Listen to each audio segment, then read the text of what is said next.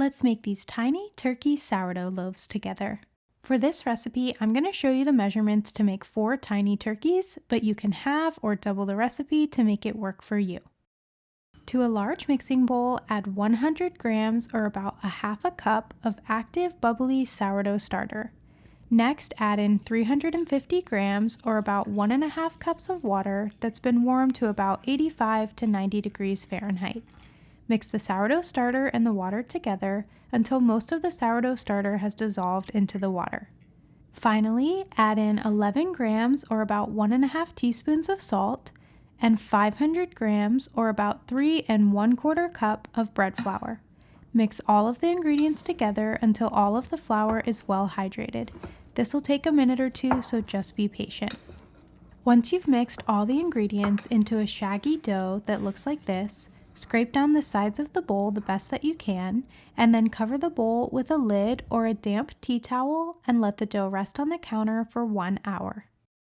Next, you'll perform a series of 4 rounds of stretch and folds on the dough, with each round spaced 30 minutes apart.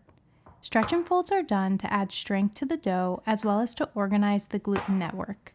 You should notice that with each round of stretch and folds, your dough becomes progressively smoother and stronger. To minimize the amount of dough that sticks, wet your hands with water before each set of stretch and folds.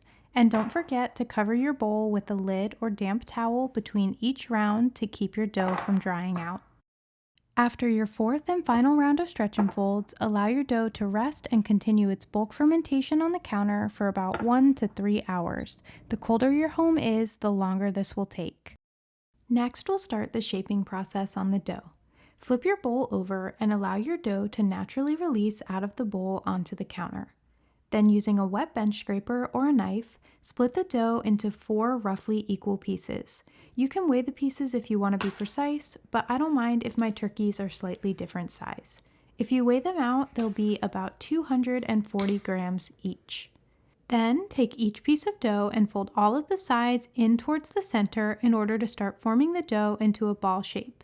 If your dough sticks, just use your bench scraper to release it from the counter. Once all of the sides are tucked in, flip the dough ball over so that the smooth side is up.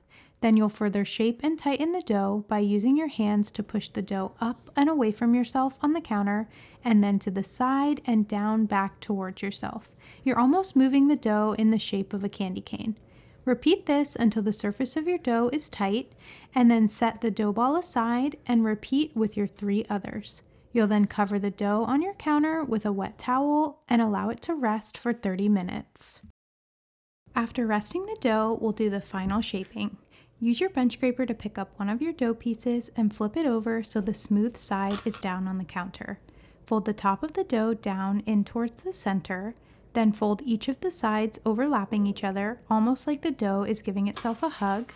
Then finally, fold the bottom of the dough up to the top, and then flip the dough over so the smooth side is up. Tighten the dough by repeating the same candy cane motion done for the first shaping. Once the surface of the dough is tight, you'll place your dough ball smooth side down into these adorable mini bannetons. I'll have these linked in the description box as well as the comments. Then you'll repeat this same process with each of your other pieces of dough. I like to tighten the surface of the dough one more time by stitching the sides of the dough in towards the center. After repeating this all the way around the dough, I sprinkle the dough with flour and then place the dough 2 bannetons at a time into gallon Ziploc bags and place them in the refrigerator overnight or for about 8 to 24 hours. The next day, place a Dutch oven inside of your oven and set the oven to 450 degrees Fahrenheit. You'll want to allow the Dutch oven to preheat for about 1 hour so it's super hot to bake the bread. Once my oven is adequately heated, I remove 2 bannetons of dough from the fridge at a time. I like to bake 2 loaves at once, but you can bake as many as you like.